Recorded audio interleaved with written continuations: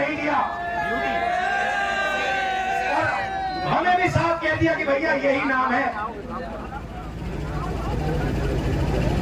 ये बीजेपी के nominated election commissioner हैं। पार्टियों के जो नेता हैं उनका भी मैं यहाँ स्वागत करता हूँ। देखिए, कुछ महीने पहले महाराष्ट्र में चुनाव हुआ, हरियाणा में चुनाव हुआ,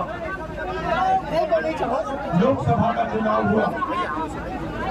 उससे कुछ ही महीने पहले लोकसभा में चुनाव के कुछ ही देर बाद भैया फ्रेम से पकड़ा ना कभी महाराष्ट्र और हरियाणा में विधानसभा का चुनाव हुआ। लोकसभा के चुनाव में महाराष्ट्र में इंडिया गठबंधन मेजॉरिटी लेके आए, जीत के आया और विधानसभा के चुनाव में कुछ ही महीने बाद इंडिया गठबंधन पूरी तरह पहुंच जाएगा। उस समय हमने कुछ ज्यादा बोला नहीं, मगर हमने काम शुरू किया। 21वीं सदी है, डेटा की सदी है, डेटा की सेंचुरी है। हमने डेटा देखना शुरू किया और जैसे ही हमने डेटा देखना शुरू किया हमें पता लगा कि लोकसभा में और विधानसभा में 1 करोड़ नए वोटर शामिल हुए।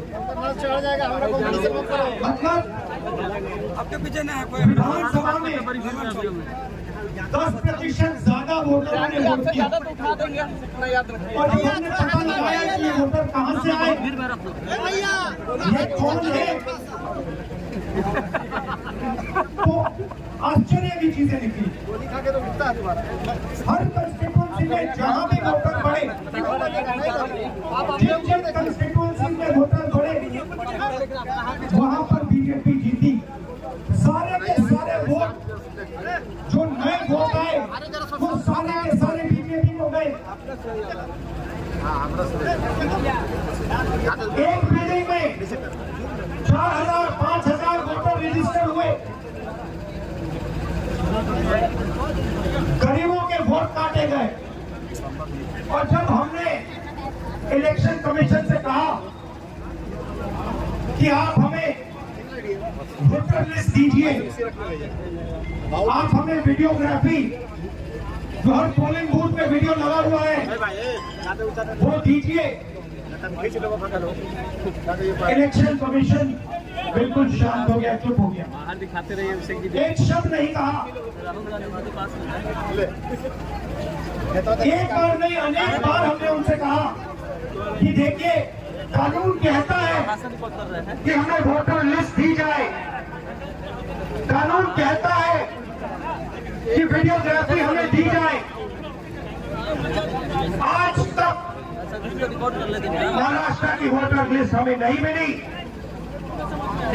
वीडियोग्राफी का कानून बदल दिया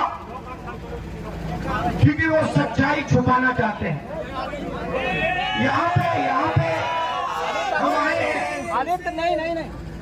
सात मूर्ति हमारे पीछे है। यहाँ लोग शहीद हुए, संविधान के लिए शहीद हुए और संविधान में लिखा है कि हिंदुस्तान के हर नागरिक को, चाहे वो किसी भी जात का हो, किसी भी धर्म का हो,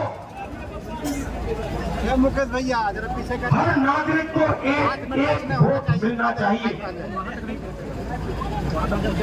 मेरा आवाज वो किसी राजनीतिक पार्टी के नहीं है, वो हिंदुस्तान के इलेक्शन कमिश्नर है और उनका काम इस संविधान की रक्षा करने का है। और मैं यहाँ से क्लियर मैसेज देना चाहता हूँ, आपको जो करना है करिए, मगर बाद में कानून आप पर लागू होगा। भूलिए मत, आप कितने भी बड़े हो, कहीं भी बैठे हो, कानून आपको नहीं छोड़ेगा। मैं आपको गारंटी दे रहा हूं कि कानून आपको नहीं छोड़ेगा।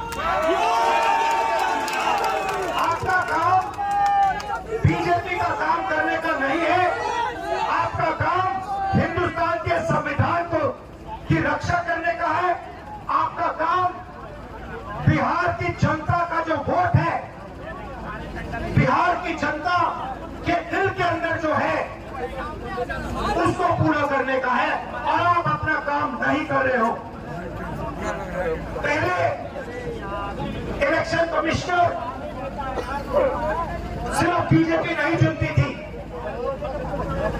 पहले इलेक्शन कमिश्नर को बीजेपी ऑपोजिशन पार्टी और जो हमारे चीफ जस्टिस है जिन्होंने मांग की कि हमें बैठने दो, हमें इलेक्शन कमिश्नर चुनने दो,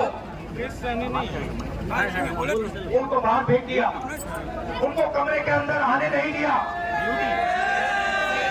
और हमें भी साफ कह दिया कि भैया यही नाम है, ये बीजेपी के नॉमिनेटेड इलेक्शन कमिश्नर हैं। ये देश की सच्चाई है और मैं बिहार के युवा से कहना चाहता हूं, ये सिर्फ आपसे वोट चोरी नहीं हो रहा है, ये आपका भविष्य चोरी हो रहा है।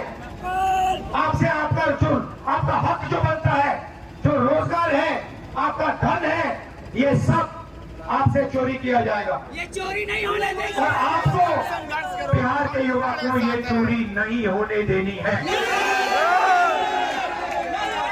और पूरा का पूरा इंडिया गठबंधन आपके साथ खड़ा है और हम ये चोरी कभी नहीं होने देंगे। आप सबका दिल से मैं धन्यवाद करता हूं, जो सीनियर नेता आए हैं इंडिया गठबंधन के, आपका धन्यवाद करता हूं और जो यहाँ भीड़ आई है आपका भी दिल से धन्यवाद करता हूं।